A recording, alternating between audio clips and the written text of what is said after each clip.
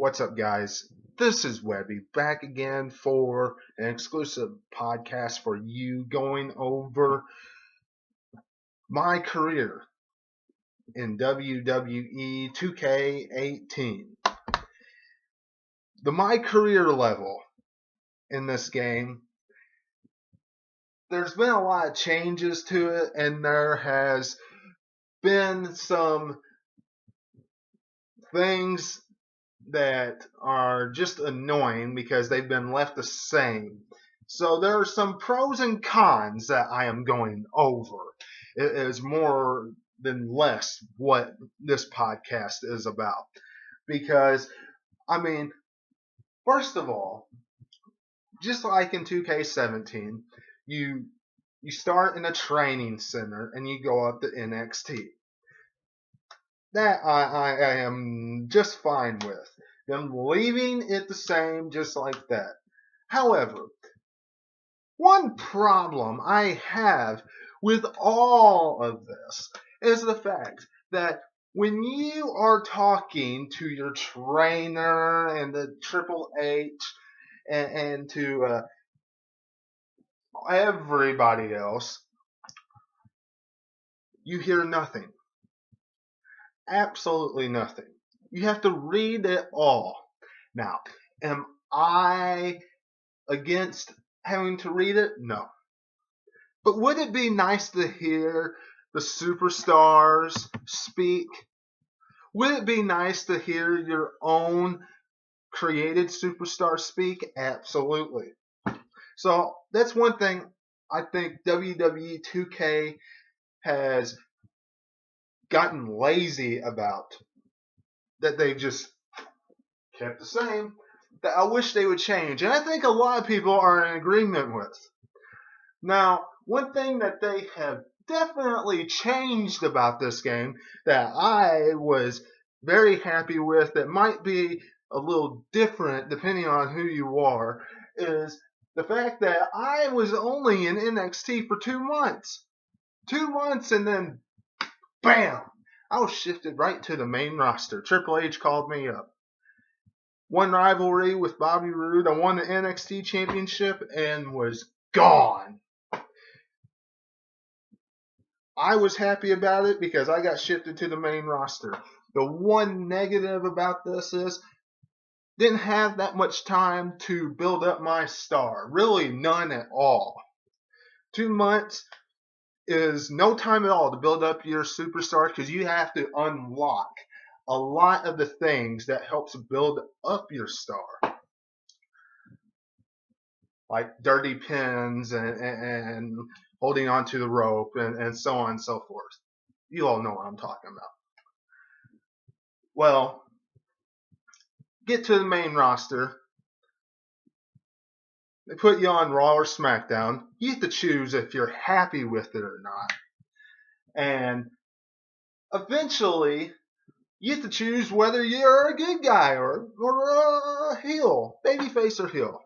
You talk to Mick Foley, you're a babyface. You talk to Stephanie, you're a heel. And what I've noticed so far is if you talk to Mick Foley, she doesn't want to have anything to do with you.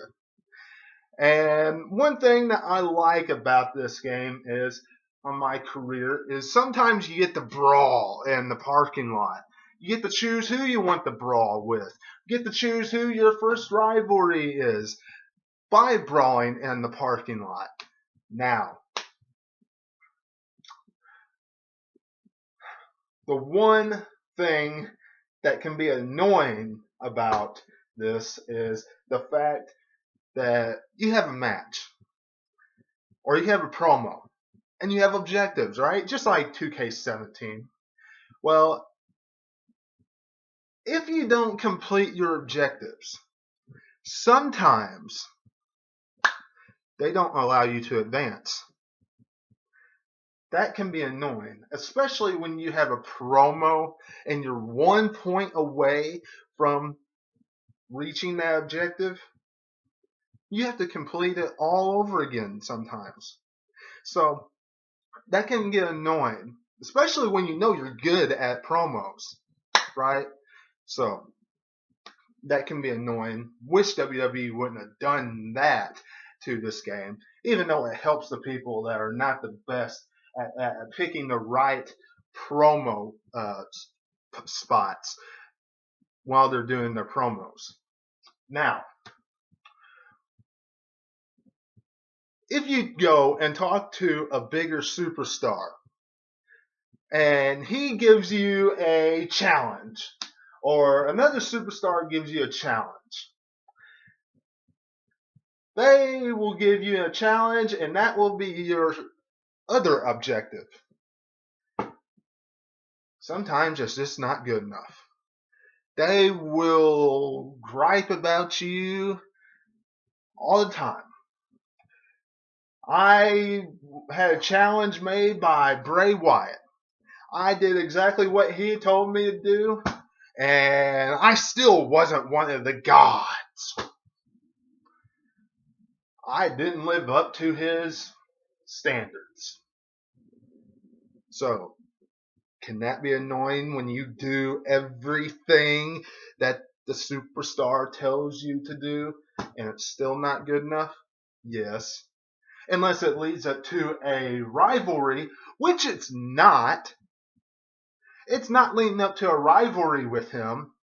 It's just simply saying you're not good enough to be around Bray Wyatt. So, talking to him was useless. So that was kind of annoying. However, it did buy some time and take up a few weeks. Now the one thing that WWE and 2K did in this game is they pushed me up to the main roster. They put me on rivalry, the Fastlane. After Fastlane, I know there's a huge gap there before WrestleMania. There's no pay-per-view. I have not seen a WrestleMania. I have not had a build to WrestleMania yet. So, it's either WrestleMania hasn't come yet, or I'm not getting a WrestleMania match. If that is the case, then if you are a new superstar, they pass up a pay-per-view because you are brand new. And you have to wait for a WrestleMania moment. Which kind of sucks, if you ask me. But that's one of the new things that WWE 2K18 has done. Those are some things that's new about this game. Plus the fact that the attendant goes and gets your car for you when you're done at the end of the night. So all that is new, and some of that's the same. Some of it's kind of cringe-worthy that we have to see the same old thing every year. Like we don't get to hear their voices anymore. Still, they really need to change that. You do get to run and cut your own promo when you want to, as far as interview-wise, with Renee Young, if she's standing in the interview spot. So that'll help you build up some interview and fan base time. And cut photo shoots when you want to. But all this stuff is what WWE 2K, my career level, has brought to us. And so far, it's been a game worth buying. I would 100% say that. They give you the Dusty Rhodes Classic tournament, plus the regular tournaments. and everything else that they usually give you online, plus all that, and one of the hugest rosters ever. So 2K18 worth buying, I would say. But my career, some of the things have changed and some of it stayed the same. And the things that have stayed the same, WWE 2K needs to work on getting together and changing, because those things are just getting annoying. Let me know what you're thinking in the comments below. Subscribe, hit the bell for all notifications. Go back and watch anything you've missed this week. Survivor Series review, Raw and SmackDown Live reviews, Royal Rumble review, 1991 Royal Rumble review. And until I see you again, this is Webby, and I will catch you on the other side. Talk to you later.